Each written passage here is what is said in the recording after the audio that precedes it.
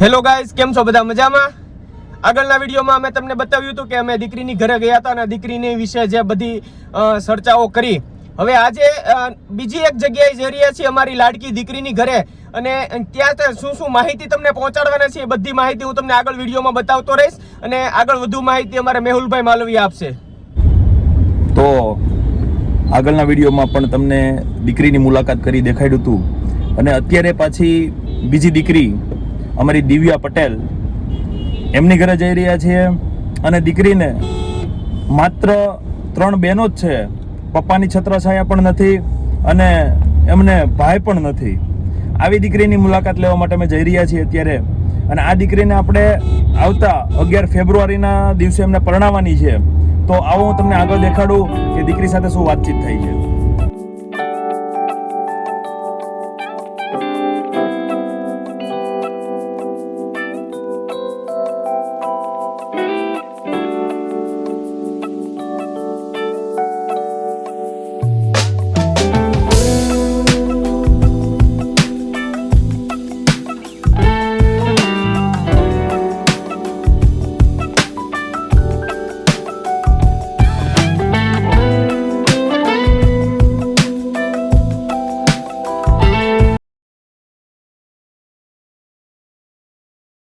અમારી દીકરી દિવ્યા પટેલની ઘરે, બરોબર. અને દિવ્યા, તને એક વાત કરું, આવતી 11/2 તારા લગ્ન છે, બરોબર, 11 ફેબ્રુઆરીના.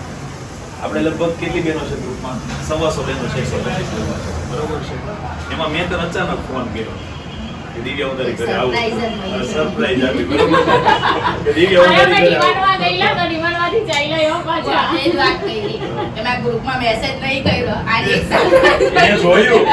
મેં જોયું કે દિવ્યાનો ગ્રુપમાં મેસેજ આવ્યો છે કે નહોતો બાકી નથી. અમે એટલે કરવાના તો પણ એમ કે ભાઈને ખોટું લે ટેન્શન આપવાનું દિવ્યા કે હવે હું તને એક વાત કરું છું કે પપ્પા તારે છે નહીં, બરોબર છે, ભાઈ પણ નથી. પપ્પા ને ભાઈ એટલે કોઈની હાજરી ઘરમાં છે નહીં. તમે 3 બહેનો છો, 3 બહેનોમાં મોટી બહેનના મેરેજ થઈ ગયા છે, બરોબર.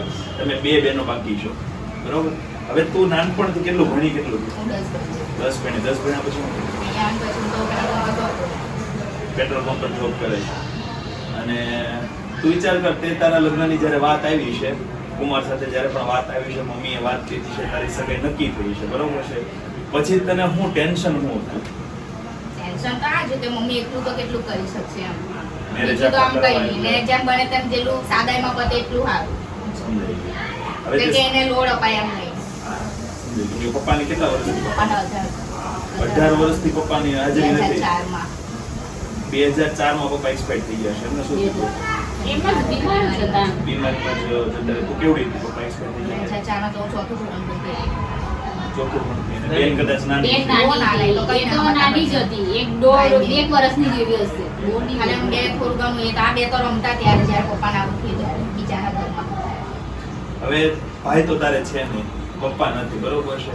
તો હવે તારા લગ્નની જવાબદારી તો મેં લઈ લીધી છે કે એમાં તારે થોડું પણ ટેન્શન નથી એમાં, બરોબર છે. કરિયાવરથી લઈને જમણવાર સુધી તારે એક પણ વાતનું ટેન્શન છે નહીં. કદાચ તારા 500 જણા હશે તો આપણે જમાડી દઈશું, બરોબર. હવે તે શું વિચાર્યું? શું સપનું શું જોયું? અરે આ તો હું આટલું જોયું એટલું મારા માટે ઘણું છે કે બહુ આવી ગયું છે મારા માટે. એટલું વિચાર્યું નહીં, એટલું આ બધું મળી ગયું છે. ઓકે. અને હવે તારે ઘટે શું વસ્તુ?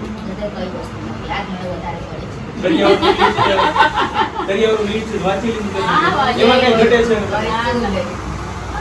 એ વસ્તુ મને વધારે પડે. પપ્પા ગયા પછીની તે શું પરિસ્થિતિ ઘરની જોઈ? પરિસ્થિતિ આનીથી પાણી લગીને બધું જોયું છે. ઓકે. પપ્પા નહોતા તો ત્યારે મતલબ મમ્મી એ પપ્પા ગયા તો પપ્પા હતા તો ચલો દાદા છે કે ભાઈ છે, ભાઈ પર આશા હતી કેમ પણ ભાઈને બી હવે ગયા 6 વર્ષ થઈ ગયા. ભાઈ એક્સપાયર થઈ ગયો હતો. ભાઈ મારો છોકરો તો 20 વર્ષનો હતો પછી ઓફ થઈ ગયો. આવો એ લોકોનો છોકરો બંને વાતે એ બંનેનો એ લોકોનો અહીંયાથી ગયું છે. આ ભાઈ છે. હા એ ભાઈ છે, એ છોકરો નણંદનો છોકરો છે. નવા ગયા ત્યારે એ લોકો ડૂબી ગયા.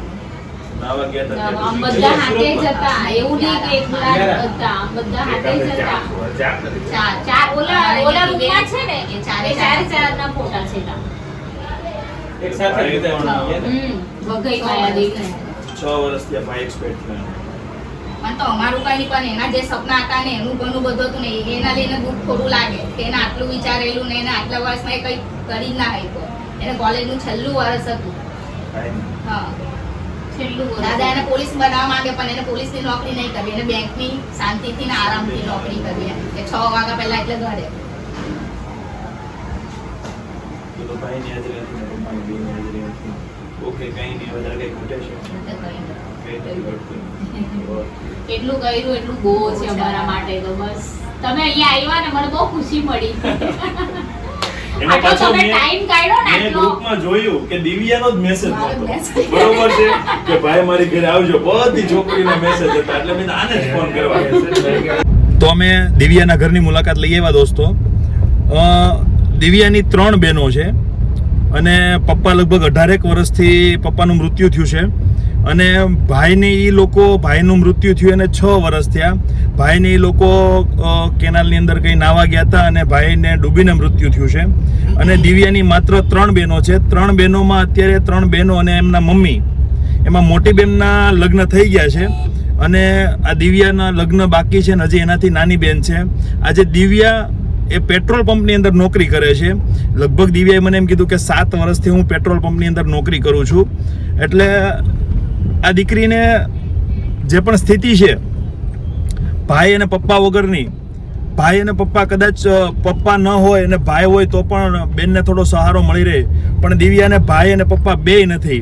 એટલે આજથી જ્યારે હું દિવ્યાને પરણાવું ત્યાર પછીના જીવનભરમાં જ્યારે પણ એમને પપ્પાની અને ભાઈની જરૂર પડે ત્યારે હું અને મારી યુવા ટીમ અડગ મને દિવ્યાની સાથે ઊભો રહેવા માટે તૈયાર છીએ. તો ચાલો તૈયારી કરીએ દિવ્યાના લગ્નની. જો આ દીકરીનો વિડીયો તમને ગમ્યો હોય તો વિડીયોને લાઈક કરો, શેર કરો અને આઈડીને ફોલો કરો.